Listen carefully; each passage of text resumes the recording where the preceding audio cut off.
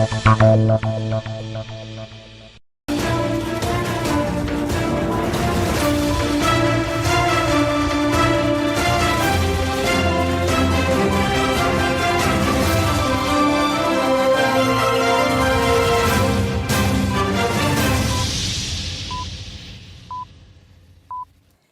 good evening. It's News 360 coming to you live from the News Hub here at Adesawe Kanda. I am Portia Gabo. And I am Martin Asiedu Date. Let's bring you the headlines for the next 1 hour. News 360 Headlines is brought to you by Flamingo Paint, Pepsodent Charcoal and Pepsodent Herbal, EcoBank. Coming up tonight, President John Mahama reiterates government's commitment to review single-spine salary structure to improve welfare and benefits of workers across the country. And also coming up tonight, Driver and Vehicle Licensing Authority says delay in implementing new digital number plates is due to pending maturity of LI 2180 amendment in Parliament.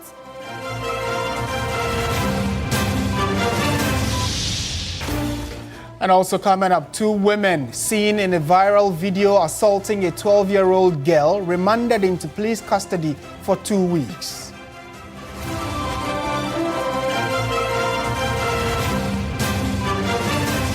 Coming up in business news, energy policy expert warns Venezuela oil development could hit Ghana's petroleum revenue as Trump signals possible control of Venezuelan reserves.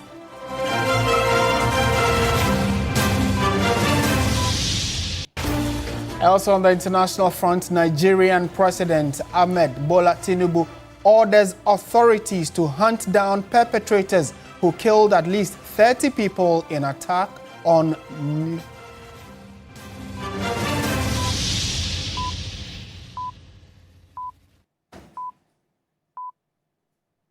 We have details of all these stories and more. Be part of the show. Let's hear from you in the comment section on Facebook and on 3news.com, where we are streaming this bulletin. We begin from the Labour front as President John Mahama has reiterated his government's commitment to review the single-spine salary structure to improve the welfare and benefit of workers across the country. The President gave this assurance while addressing delegates at the 7th Quadrennial National Delegate Conference of the Ghana National Association of Teachers in Accra.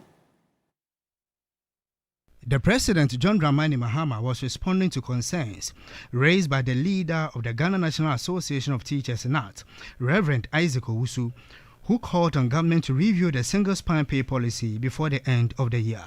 According to Reverend Owusu, a timely review of the policy would significantly enhance the salaries and overall conditions of service of workers.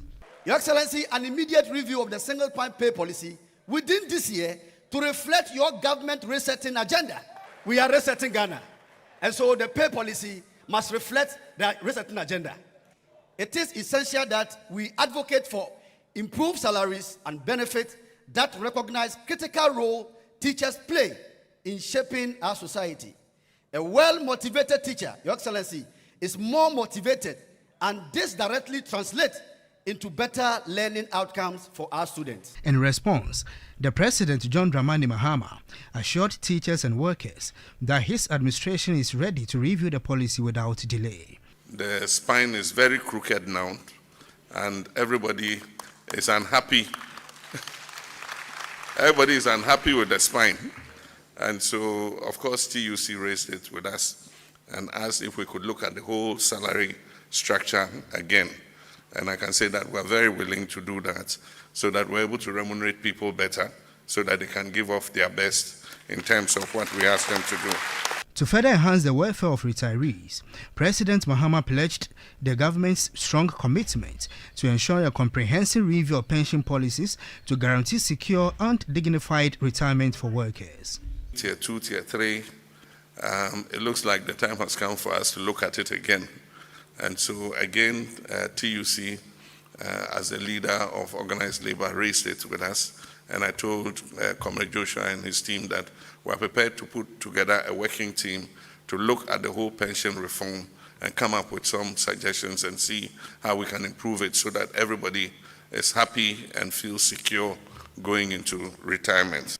The Minister of Education, Haruna Idrisu, underscored the need for a review on the second-tier pension system in Ghana for urgent action to address the concerns of workers.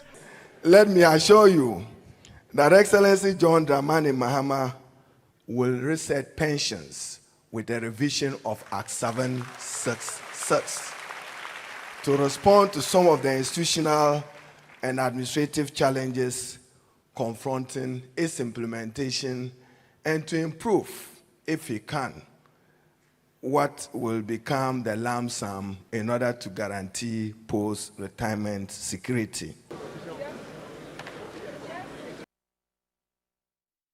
Meanwhile, organized labor wants the president to expedite the review of the single spine salary structure and the pension system before the end of the year. Secretary General of the Trade Union Congress, Joshua Ansah, stressed the need for urgent action to address the concerns of workers. We started the process long time ago, and this is something we want to do and do it properly. We don't want to rush and do anything anyhow. We hear the cost of every Canada that single spine pay policy must be reviewed. Definitely it will, and we need to expedite action on it. So we will do it. President of the National Association of Graduate Teachers in Agrat, Nj Kabonu, called for a clear timeline to ensure the review is completed within the year. Salary structure that will cover all workers, from the president to the lowest paid worker. The immediate removal of Article 71, office holders. There should be no class or distinctions in salaries.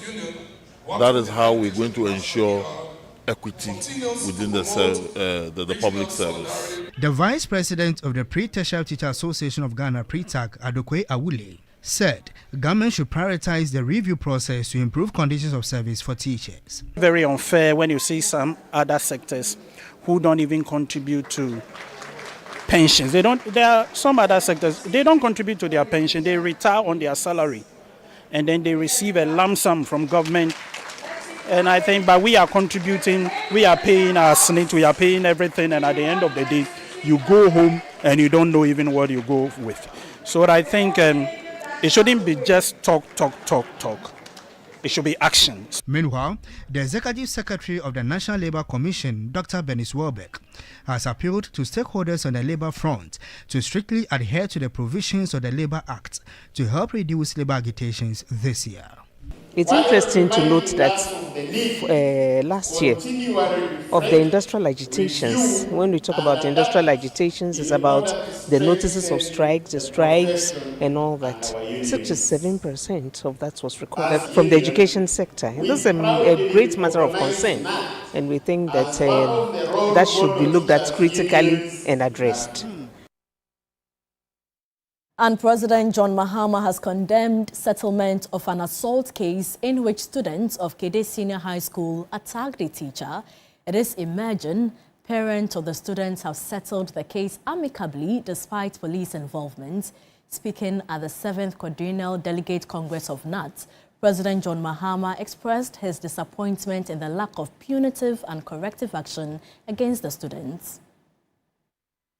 The 7th National Quadrennial Congress of the Ghana National Association of Teachers was blunt on the attacks on teachers by students and the general populace. The president of NAT, Reverend Isaac Owusu, was firm with a no holds back. A teacher was seen on the social media being beaten by his own student at Kede SHS in the Eastern region. What was the reason? For not allowing them to cheat during examination. We are declaring that this year, 2026, we are declaring a zero tolerance for teacher assault and brutality.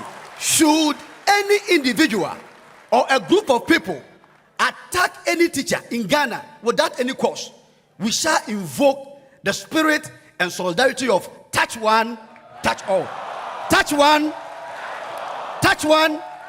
The TUC Secretary General Joshua Ansah threw a firm support behind the teachers, urging them not to be tolerant of any assault. The Trade Union Congress, and for that matter, organized labor in this country, will support any action that will be taken by NAT and teachers in this country when a teacher is assaulted. Seek ye the welfare of teachers first, and all other things shall be added unto you. With the number of assault cases on teachers recorded in previous years, John Mahama has registered his displeasure at the inability of state security to ensure punitive measures meted out to offenders. The unfortunate thing is that the matter went to the police station, and the parents of the students went to the police, and they said they settled the matter amicably. I mean, how is that? This is assault, it's criminal, you know. But when we inquired, the police also said, I think the teacher was compensated, so he didn't want to press charges anymore. But I said, at least the children should have been booked, they should have been taken through the legal process, and at least, if nothing at all, they should have been bonded to be of good behavior for a period of time. And then we'll believe that justice has been done. He offered a firm assurance to protect the interests of teachers in the country. As president, I can assure you that I'll protect your right to speak up and to point out when things are not going well.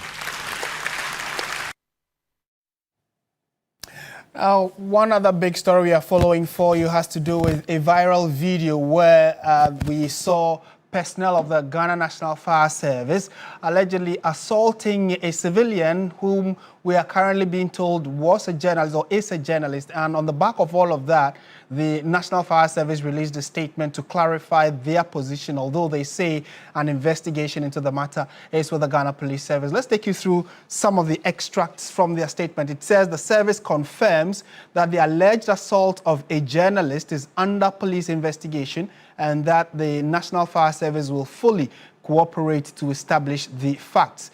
The video captures an altercation between firefighters and a suspected thief who had earlier attacked firefighters along with a group of accomplices at the fire scene. The video, and again, it says that the management of the service has instituted a committee to investigate the incident thoroughly and establish all relevant facts. The fire service, while condemning attacks on its personnel, it equally frowns upon any form of physical or verbal assault on civilians by its personnel, regardless of the level of provocation. And we also have information that there has been a reaction to that. The journalist in question, we are told, is with the Class Media Group. They have also given their side of the story or been sharing what exactly happened. And this is their response to the news or the viral video of the assault. They say such incidents not only threaten press freedom and the safety of journalists, but also undermine Ghana's credibility and standing as a champion of media rights. We urge the relevant authorities to conduct a swift and impartial investigation to establish the facts and ensure accountability. And this coming from the Class Media Group, who also say that our journalist was performing his lawful duties, and we expect full cooperation from all parties to safeguard media practitioners. So that's the response on the viral video that led to reactions from the Ghana Police, the Ghana National Fire Service, and the Class Media Group. In more news tonight, the University of Ghana has been ordered to, with immediate effect, reverse its 25% increase of fees. The university has been further ordered to refund all students who paid the excess fees in what the Ghana Tertiary Education Commission, that GTEC, describes as a flagrant breach of rules guiding fee increases and implementation. According to GTEC, the action by the University of Ghana comes despite a notice to all universities in the country to avoid charging fees without prior approval. In a statement, GTEC ordered the University of Ghana to reverse the additional fees charged, stating a failure to do so will see the university sanctioned.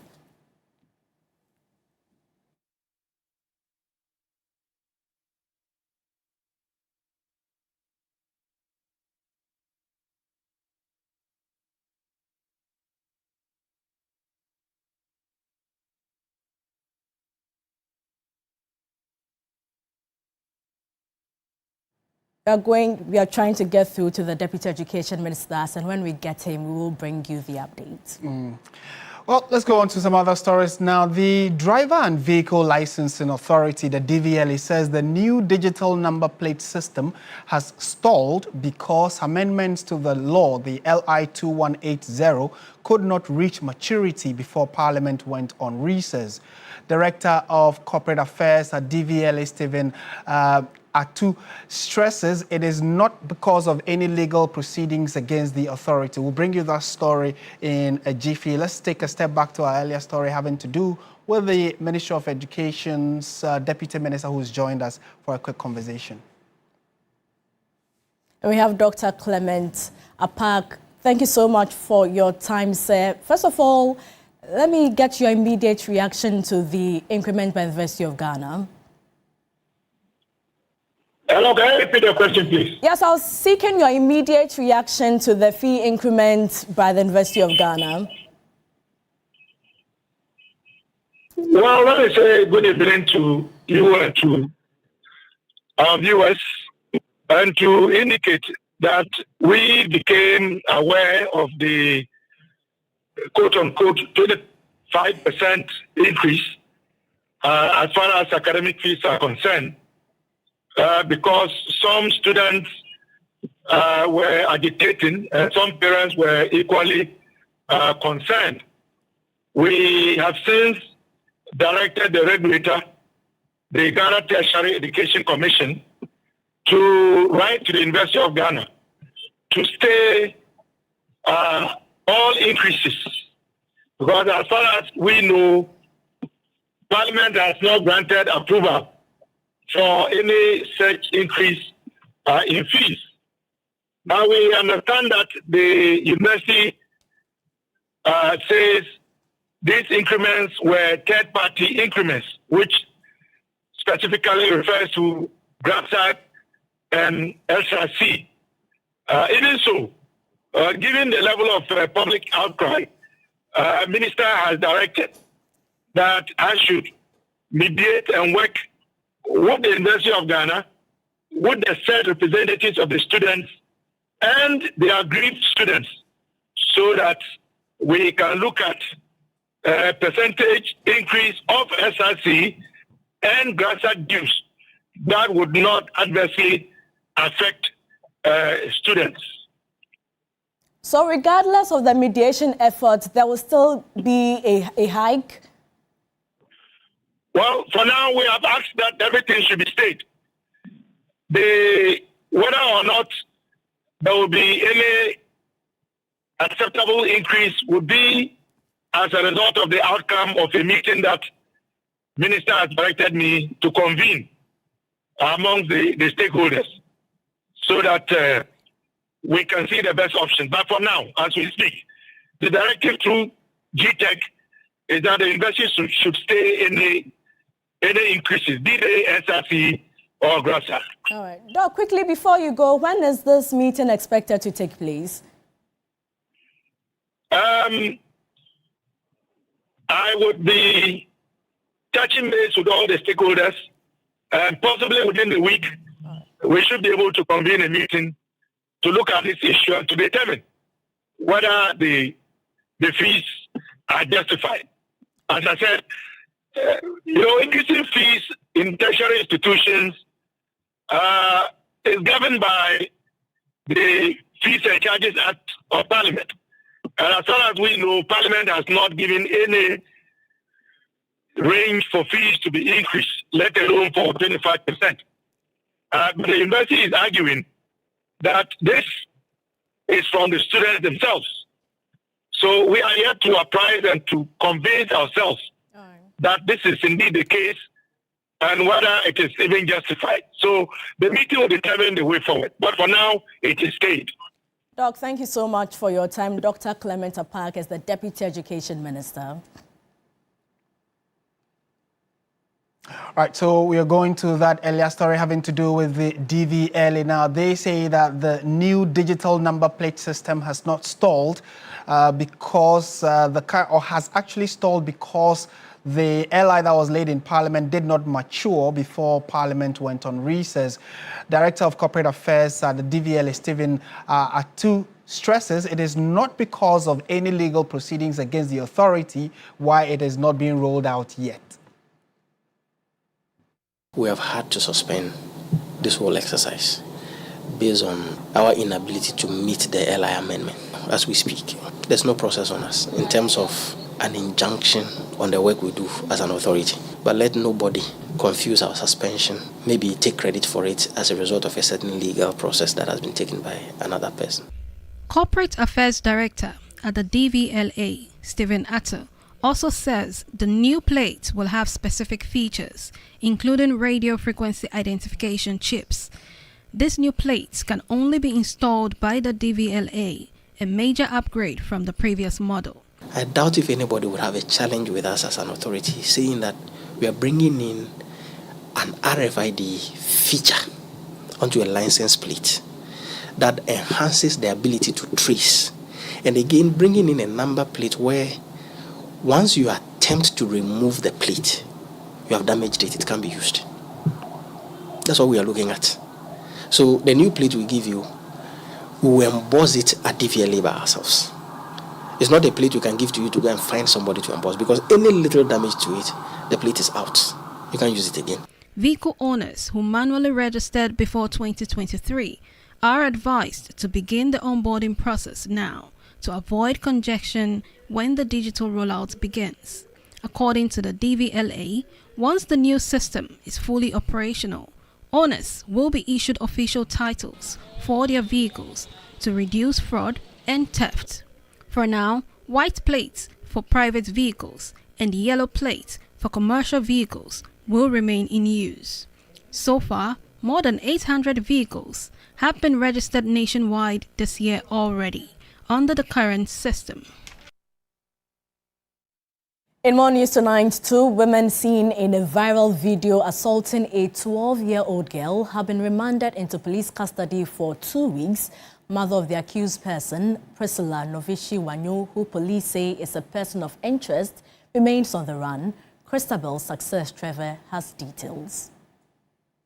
According to the Accra Regional Police Command, the suspects Precious Giftan Mesope, aged 22, and Princess Giftan Mesope, aged 25, were arrested in connection with the assault of a 12-year-old girl, which was reported on Tuesday, December 30, 2025. Police say the case was reported by the mother of the victim, who noticed visible marks of assault on her daughter's body. Upon receipt of the complaint, police obtained a statement from the complainant and issued a police medical report form to the victim for medical examination.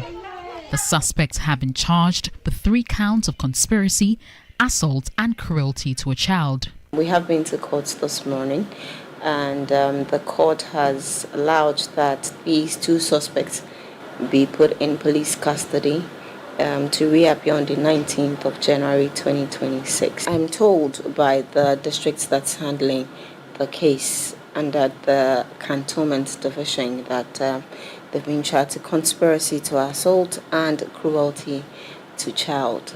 As investigations progress, I'm sure that if there are any crimes that are founded as a result of investigations that we'll continue to do, there'll be charges amended, and if there's a need, there'll be added charges if possible. Preliminary investigations revealed in a statement that earlier on the same day, the victim had an altercation with a 7-year-old boy who was related to the suspects. Police say following that incident, the suspects allegedly went to the victim's residence and assaulted her without any provocation. Police further disclosed that a 3rd suspect identified as the mother of the 2 arrested persons is believed to have traveled to the Volta region and is currently on the run. The assurance is that yes, the police is doing everything that it can to make sure that the 3rd suspect, who is on the run currently, is arrested as well, and then brought to book just as the other 2 suspects have been dealt with by the law. So yes, we're working very hard to get the 3rd suspect as well. The La District Court refused a prayer for bail by their lawyer after prosecution argued that a grant of bail would lead to interference of the investigations. The two suspects are expected to reappear before the court on January 19. Christabel Success Trevor, TV3 News, Accra. Let's go to one of the big stories that happened earlier today, and then remains of the Member of Parliament for Ayawaso East, Nasser Ture Mahama, have been interred at the Medina Muslim Cemetery after intercessory prayers known in Islam as Janazah, led by the Chief Imam at the National Mosque in Accra. The fourth-term lawmaker died on Sunday, January 4, at the Kolebu Teaching Hospital after a short illness. He was 60 years. George Queening has more.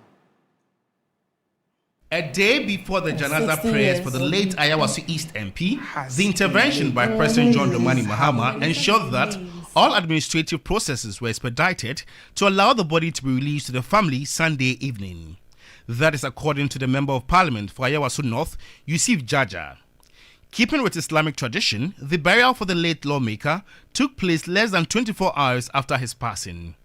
The National Mosque, where the Janaza prayers were held by the National Chief Imam, Sheikh Osman Nuhu Shaributu, attracted colleague MPs, supporters of the ruling NDC, politicians, constituents, among others. For most guests who spoke to the news team, the calm nature of Nasser Ture Mahama never stood in the way of his firm beliefs. When I got the message yesterday, still couldn't believe that had happened. But Nasser was a cheerful spirit, someone who was calm, and it's just sad. He's very soft-spoken, a man of very few words but action. His work is on the ground. He moves the ground in ways that only a master and a professional could do it. And it's really sad. We've lost a big pillar in the region.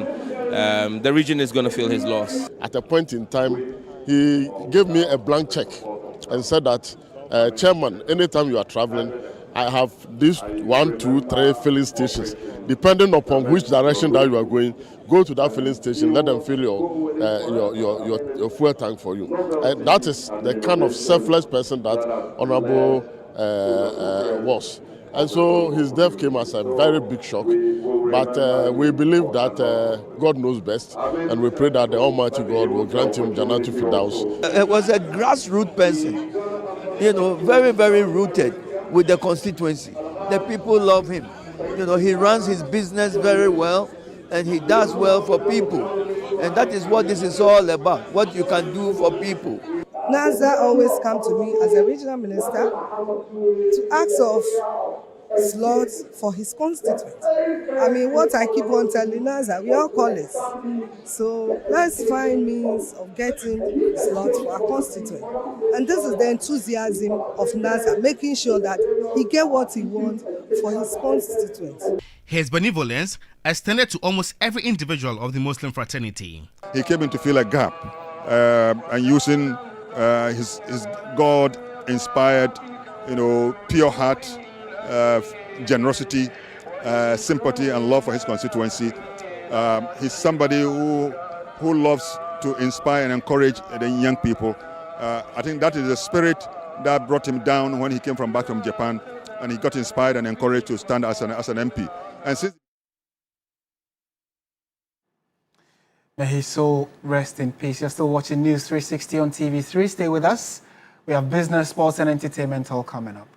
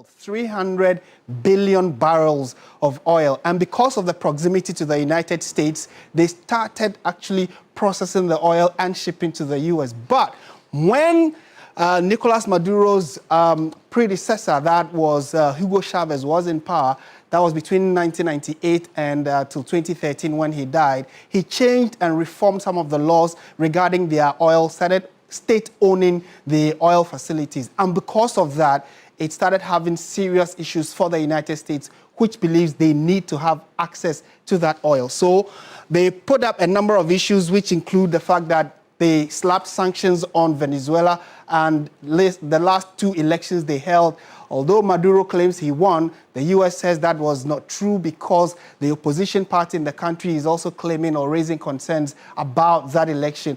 Based on that, the relationship between the U.S. and Venezuela became very frosty, and under Trump won, when current President Donald Trump was in power earlier, he placed sanctions. That was around 2017, and that sanction has been in place up until now. Now, the latest issue is his picking up. He has been picked up. Today was his first day he appeared before court, and it was on the back of what many saw as a movie playing right before their eyes, because this is the first time in a long time that the U.S. has gone into another sovereign country to arrest someone that they believe has flouted U.S. law. So it is a very fluid situation, and would their oil have any global impact, or would this arrest have any global impact on trade of oil? We'll have those details in the world of business when Michael Ogbodu joins us in a moment. So that's just a brief intro as to what exactly has been happening in the world regarding the U.S. and one of its closest neighbors, Venezuela. The business segment is brought to you by MTN. Touch concentrated perfume.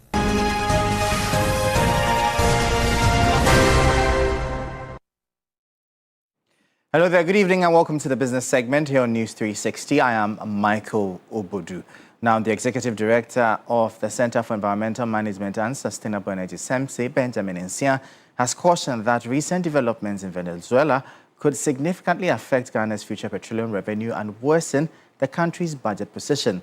This follows U.S. President Donald Trump hinting that the U.S. will take control of Venezuela's massive oil reserves and recruit American companies to invest billions of dollars to refurbish the country's gutted oil industry.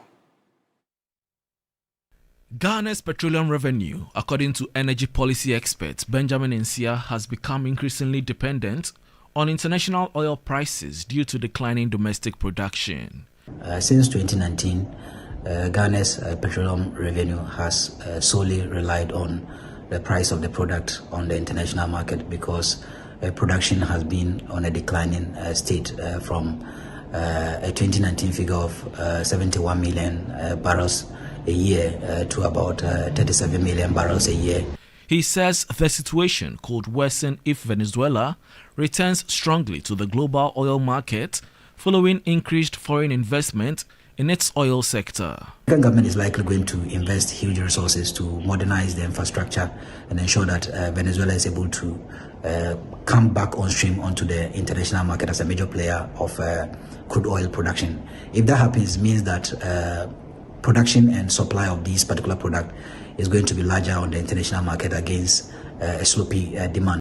Mr. Nsia warns that the combined effect of falling prices and Ghana's declining production could create serious challenges for the national budget. Ghana being dependent on price means that at a constant supply, which even in future supply is likely going to decline further, it means that our expectation in terms of revenue from the petroleum upstream is going to decline further. Benjamin Nsia is therefore urging government to accelerate efforts to diversify revenue streams in order to protect the economy from future shocks. Now, 25,000 direct and indirect jobs are expected to be created as the Volta Aluminum Company expands operations in line with the President's industrialization drive.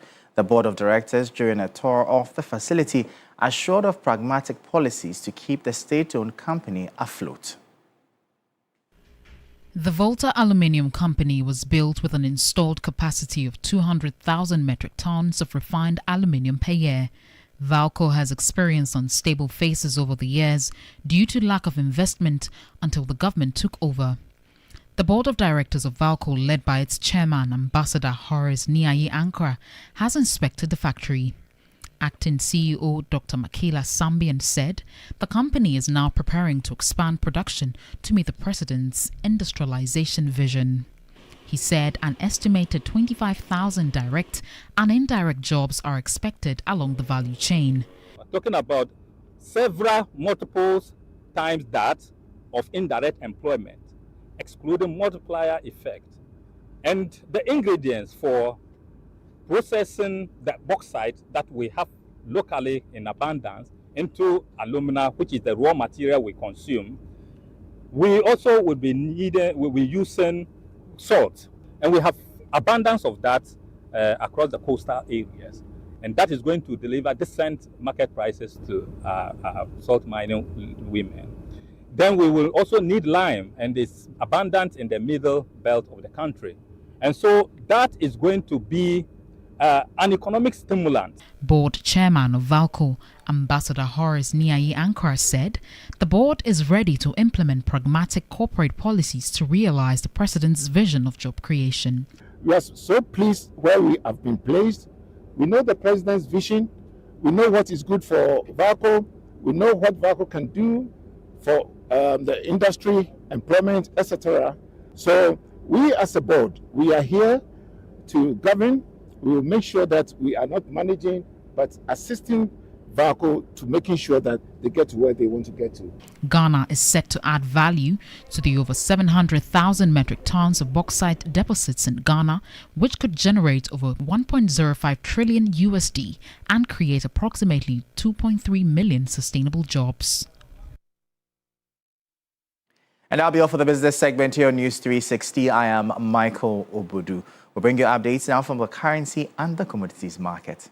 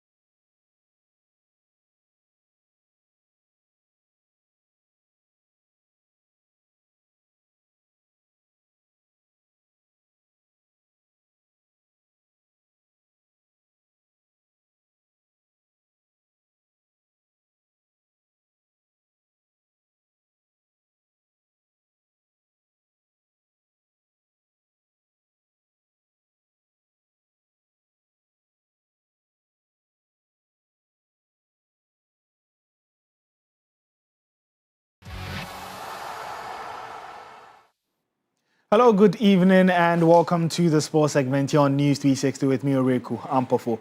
We begin on the domestic scene where Medeama Sporting Club ushered in the new year in style with a hard-earned win over Heart of Oak, a result that sees the Takwa Bay side end the first round of the Ghana Premier League at the top of the standings, holding a slim 2-point lead. There's more in the following report from my colleague Mutala Yakubu, who rounds up all the major talking points from match centres across the country over the weekend. Match day 17 of the Ghana Premier League actually ends the first round of this league, and it was ended here beautifully as Medeama took on Heart of Oak. A big clash, KG encounter. Heart of Oak coming into this game were fifth, and Medeama were on top of the table, and we're looking at consolidating their effort or status at the top of the Ghana Premier League. But it was a KG first half, 50-50 affair. The second half 10 are different because former Heart of Oak midfielder Salim Adams was the one that scored the only goal for the Miners as Medeama won by a goal to nil. But the head coach of Heart of Oak is not perturbed by the result and says that they will do their homework as they approach match day 18. There were other results played in match day 17 of the Ghana Premier League. Asante Kotoko, surprisingly, they were at the Swedro venue and they took on All Blacks. They lost by 2-1. And Ediana were also home to Vision FC where they lost by a goal to nil. Baby any Gold Stars who are chasing Medeama or breathing down the neck of Medeama as far as winning the Ghana Premier League is concerned also beat 11 Wonders by 3-2. Then we had Dreams FC also beating Holy Stars by 2-0. And the Bono Derby ended in favor of Bechem United because they won by a goal to nil against Brekum. Chelsea Nations drew goalless with Karela, with Samatex getting 3 points against Young Apostles as they won by 2-0. As we know, Ho United drew with Heart of Lions on Friday, and that actually saw the back of Bashiru Tijani as the head coach of Ho United. First round of Ghana Premier League done, and that said, we move on to the second round. That is match day 18, and it starts next week. It's live on TV3 and on Onya TV. Mutalaya Akubu from the TNA Stadium in Takwa.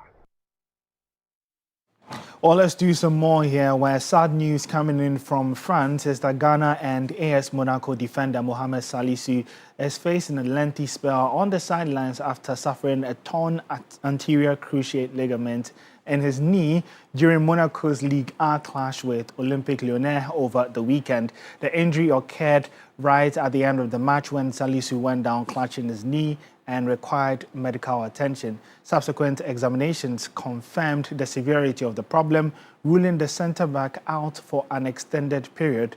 An ACL tear typically sidelines players for around 9 months, a timeline that all but rules Salisu out of Ghana's plans for the upcoming World Cup in the US, Mexico and Canada. The injury is a significant blow for both club and country, with the 26-year-old having been a key figure in Monaco's defence and an important option for the Black Stars. Since his debut for the national team in 2022, the 26-year-old has scored 4 goals in 22 games. Salisu's setbacks also add to a growing list of Ghanaian internationals who have suffered similar injuries over the past year. Fatawu Isahaku, Tariq Lamptey, Alidu Saidu, Enes Nuama, Abdul Mumin and Baba Idrisu have all been sidelined by ACL tears, raising concerns about the impact of such injuries on Ghana's pool of players.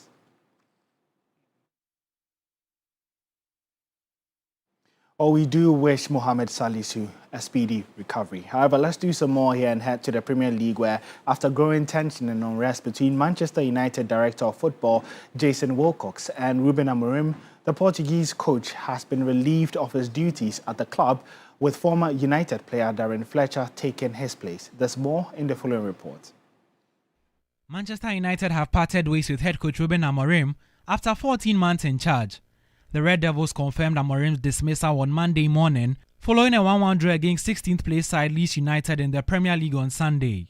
The result meant United have only picked up 3 wins in their last 11 games and sit in 6th place in the league with 31 points, 3 points adrift of 4th place Liverpool. Amorim began his tenure as United head coach with a 1-1 stalemate at Ipswich Town before results began to go south for the Portuguese.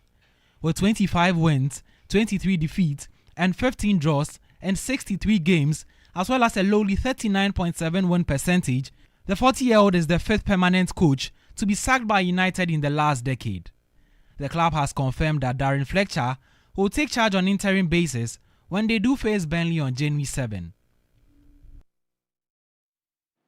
Well, before we go, let's take a look at the ongoing Africa Cup of Nations round of 16 matches for Monday, which did see Egypt need extra time to beat Benin by 3-1. Mohamed Salah scoring his 10th AFCON goal to seal that victory for the Pharaohs as well. The match currently ongoing is the second game between Nigeria and Mozambique, and it's the Super Eagles who have raced into a 2-goal lead in the first half thanks to strikes from Ademola Lookman and Victor Osimhen. As things do stand, we'll be having Egypt versus Nigeria in the quarterfinals of the Africa Cup of Nations. You can get updates on this and more on our social media handles at 3sports. My name is Oreku Ampofo.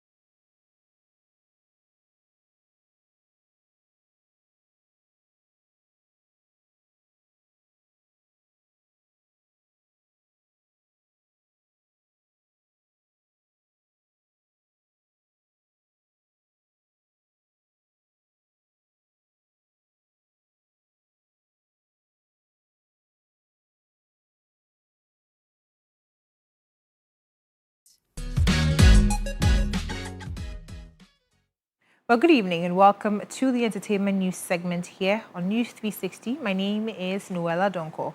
Now, last Sunday marked the final eviction night on TV3 Mentor 2025. Now, two contestants, Slim and Prince, had to say goodbye to the competition, leaving 6 contestants, that is Ivy Hollies, Andy Kwams, DNA, Kwekushai, Achedie, and Tiki, to battle it out for the ultimate crown. Now, the countdown to the grand finale has officially begun.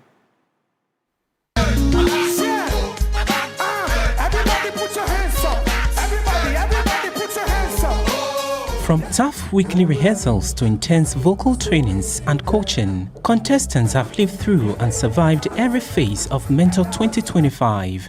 Their journey to the top has been marked by numerous setbacks, but their hunger for success remains strong and unwavering. It's been so hard to reach her, and she won't me still assume, say she's okay.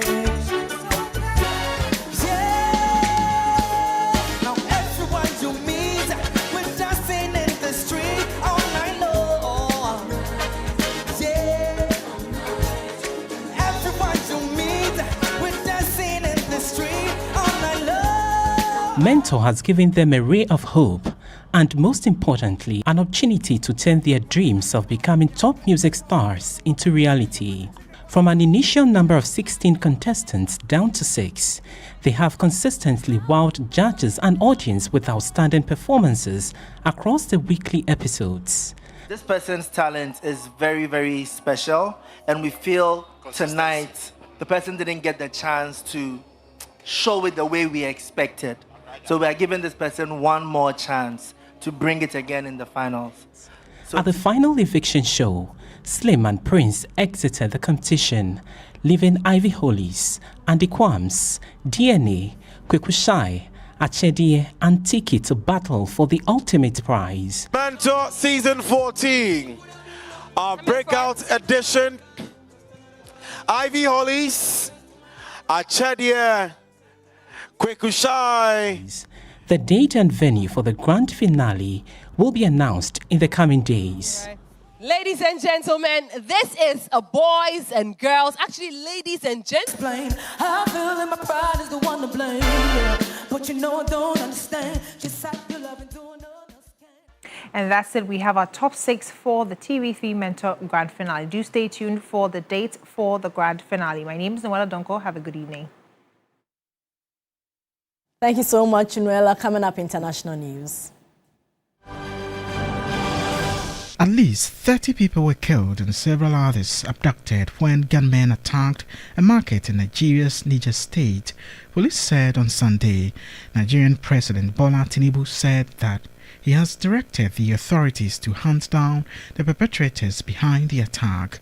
Police spokesperson Waslu Abiodun said the gunmen, locally called bandits, stormed Kasuwan Daji Market in Demo Village at around 4:30 p.m. on Saturday, burning stalls and looting food items. Witnesses said the gunmen arrived on motorcycles and opened fire indiscriminately. They said the violence was part of a series of raids that began on Friday in the nearby villages Agwara and Bogu. The attack came weeks after gunmen seized more than 300 children and staff of Catholic school in the state in central Nigeria. Those victims were released after nearly a month in captivity. Venezuela. It's always a pleasure that you stay with us for the 1 hour that we bring you News 360. That's it for the package this evening. I am Martin Esiedu-Date. And I am Portia Gabodu. Join Alfredo Cancer at 10 p.m. for Ghana Tonight, as well as at 9 p.m. the sports station. Good evening.